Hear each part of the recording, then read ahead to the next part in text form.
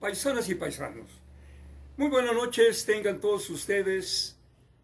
Hoy 19, hoy domingo, por cierto, domingo 19 de septiembre del 2021, vamos a llevar a cabo la otra parte del tema que expusimos en el video pasado, donde vamos a dar a conocer la respuesta del padre Hidalgo al obispo Abadiqueipo.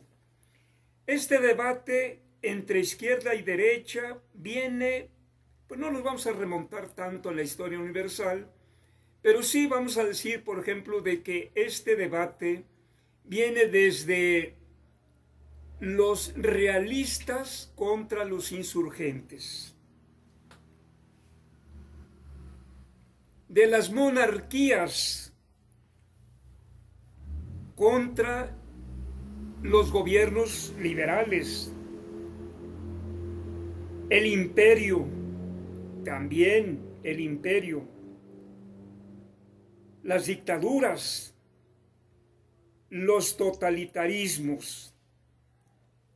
¿Quiénes avalaron o quiénes estuvieron de parte de la monarquía de Carlos IV, de Fernando VII? Pues fueron los conservadores mexicanos de derecha, quienes apoyaron al imperio de Maximiliano y después el imperio efímero de Agustín de Iturbide. Pues fueron los conservadores de aquella época, quienes estuvieron con las dictaduras desde Antonio López de Santa Anna, de Porfirio Díaz y de Victoriano Huerta. Pues fueron los conservadores, y la Iglesia Católica avaló todos estos gobiernos masacradores,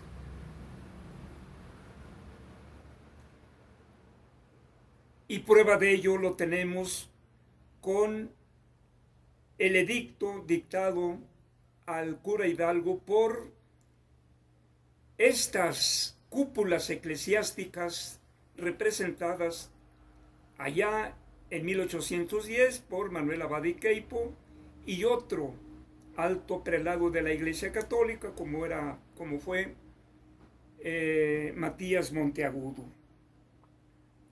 La derecha rechaza, la derecha actual, ahora me refiero a la derecha actual, rechaza la democracia. Se hacen pasar por demócratas, pero no.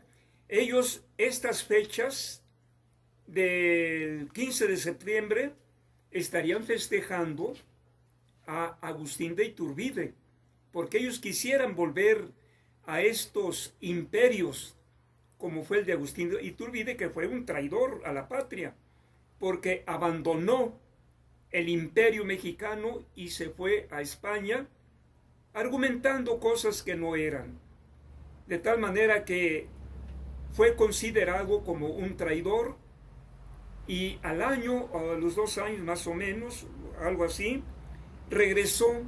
Lo encontraron por aquí en el norte del país, en Tampico, por ahí, y como ya tenía orden de fusilamiento donde lo encontraran, pues lo localizaron a su regreso de España y lo fusilaron. ¿Cuáles gobiernos son los acérrimos enemigos hoy en día de la derecha, de los conservadores? Pues, en primer lugar, el régimen de la Cuarta Transformación que hoy en día representa el presidente Andrés Manuel López Obrador. El gobierno democrático de Alberto Fernández de Argentina, que hace poco estuvo en México y les molestó muchísimo. El gobierno de Pedro Castillo, un personaje sencillo, pero muy centrado en el discurso que acaba de dar en la asamblea de la CELAC, que se llevó a cabo aquí en México, porque Pues en primer lugar es un indígena, fue un presidente electo democráticamente, y a la derecha y a los conservadores pues no les gusta la democracia. No. También el gobierno democrático de Nicolás Maduro, a pesar de que lo han desprestigiado desde el imperio norteamericano y algunos gobiernos de la Unión Europea, pero Maduro se ha sostenido en el poder y ha invitado al conservador y reaccionario presidente de Uruguay a que visite en las próximas elecciones en Venezuela para que vea cómo se lleva a cabo esas elecciones democráticas. También están en contra del gobierno democrático de Miguel Díaz-Canel, presidente de Cuba, pese a que lo han tildado de un gobierno actualmente de comunista, aunque ya Cuba entró en la economía de mercado, pero no se cansan de repetir que es un dictador, los Castro, el presidente actual.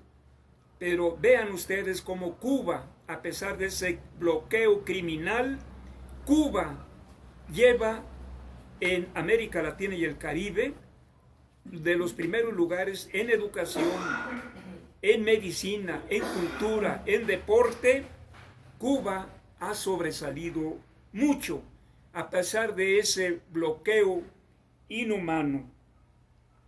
Y desde luego que la derecha y los conservadores de hoy pues simpatizaron mucho ya finalmente cuando se unió el PAN con el PRI, pues conformaron, antes fue la dictadura entre gobierno y PRI, la dictadura perfecta, pero después se unió el PAN, se unió el PRD y ahora ellos son los que conforman esa dictadura que termina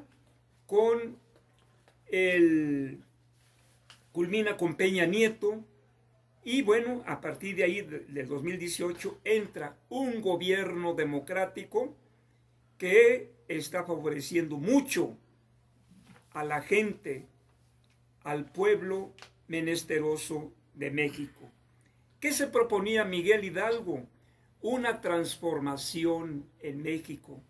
Se vislumbraba ya un país democrático, burgués, capitalista, porque ya el ejemplo lo habían puesto la revolución industrial en Inglaterra, la revolución francesa, la independencia de las colonias, las 13 colonias que hoy son los Estados Unidos. Y bueno, pues aquí en México las aspiraciones de estos gobiernos era salir de la monarquía española, independizarse y formar un gobierno federalista, un gobierno democrático, y eso era lo que no quería la Santa Iglesia Católica, representando con sus representantes como Matías Monteagudo y Abadí Queipo, que eran los que amasaban las grandes fortunas que tenía acaparado la Santa Iglesia Católica, Apostólica y Romana. Con esta breve introducción quiero dar lectura. Si me acercas por aquí mis lentes, ya los tenía listos.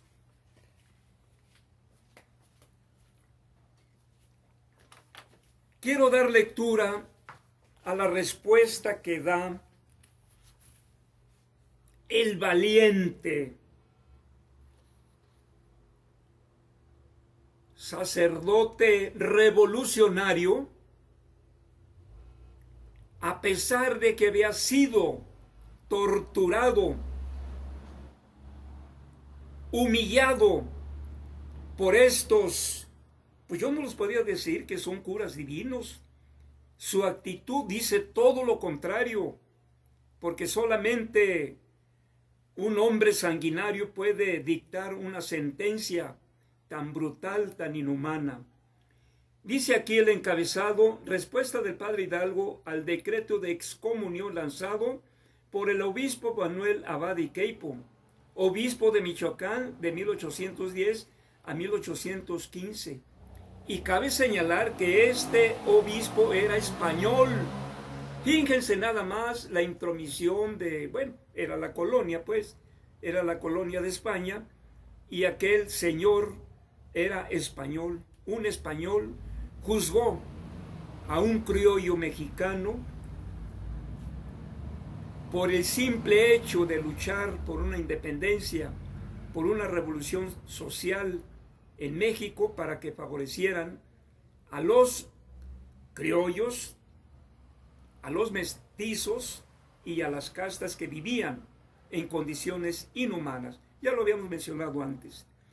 Dice, a la excomunión y terrible anatema lanzados contra don Miguel Hidalgo y Costilla por el obispo de Michoacán, Manuel Abad y Queipo, nunca levantados, por más que la iglesia asegura hoy día lo contrario.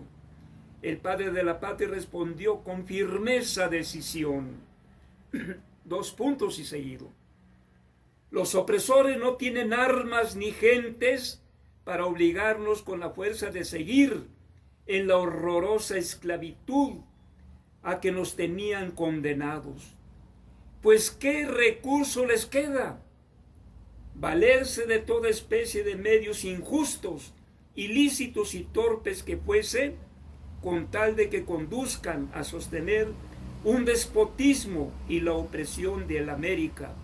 Abandonan hasta la última reliquia de honradez y hombría de bien. Se prostituyen las autoridades más recomendables, fulminan excomuniones que nadie más que ellos saben que no tienen fuerza alguna, procuran amedrentar a los incautos y aterrorizar a los ignorantes para que, espantados con el nombre de anatema, teman donde no hay motivo de temer. ¿Quién creería, amados conciudadanos, que llegase hasta este punto de descaro de los gachupines?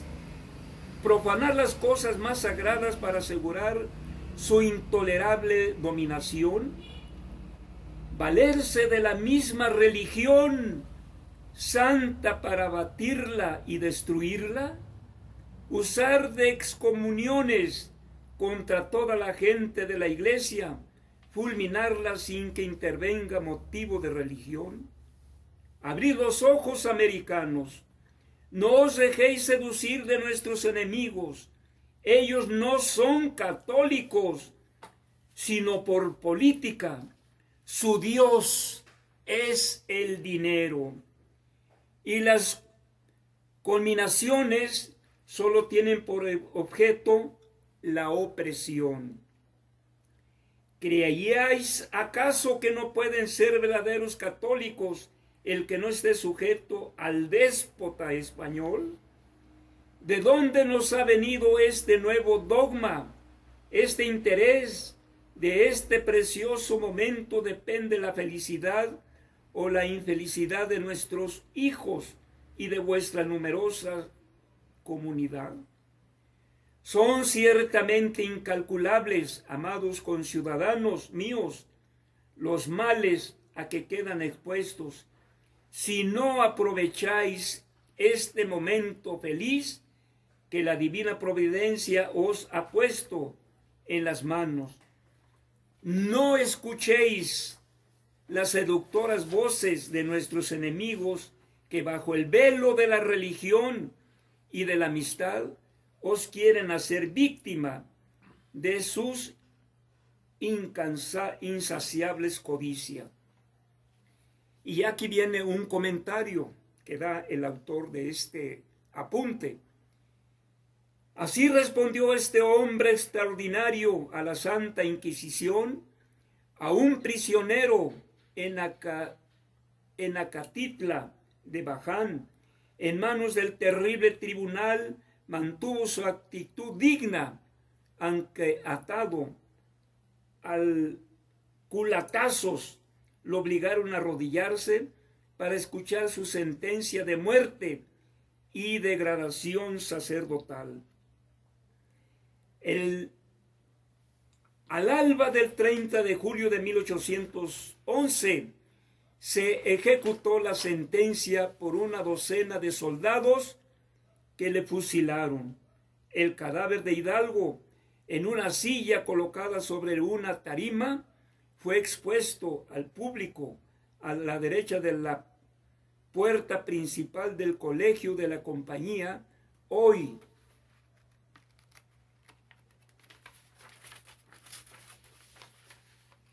Palacio de Gobierno de Chihuahua, frente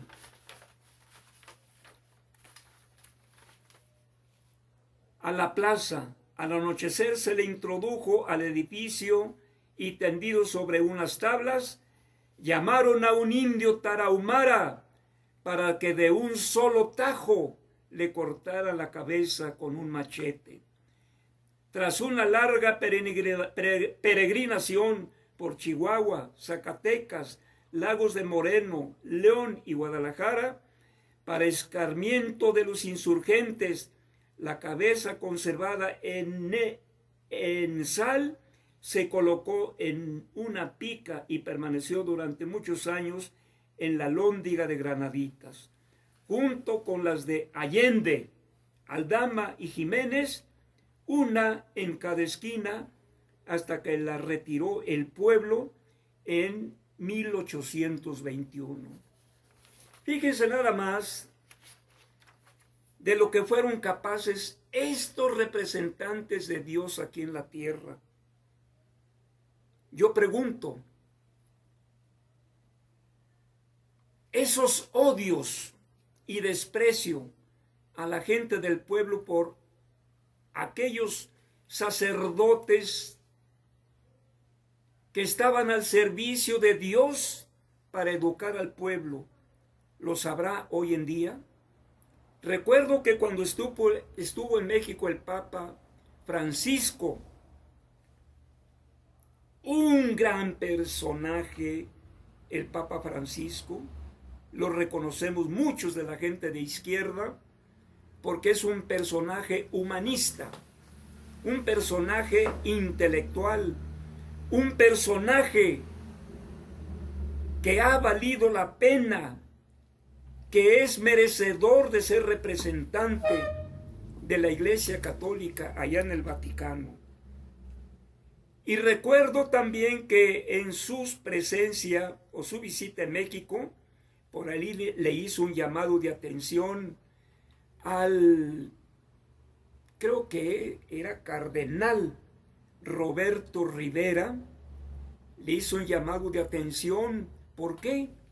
Porque se andaba subiendo en los carros de los faraones. ¿Quiénes eran los faraones? Aquellos representantes de la gran oligarquía mexicana, porque hacía negocios con ellos, con el señor dueño de Electra, ¿cómo se llama, Polo? De Electra, Salinas Pliego. Con Salinas Pliego, entre otros. Los sacerdotes, yo me pregunto, ¿están para hacer negocios? Nada más hay que recordar a Jesucristo, que se trasladaba de una comunidad a otra a pie, caminando, y si acaso por allí un burrito.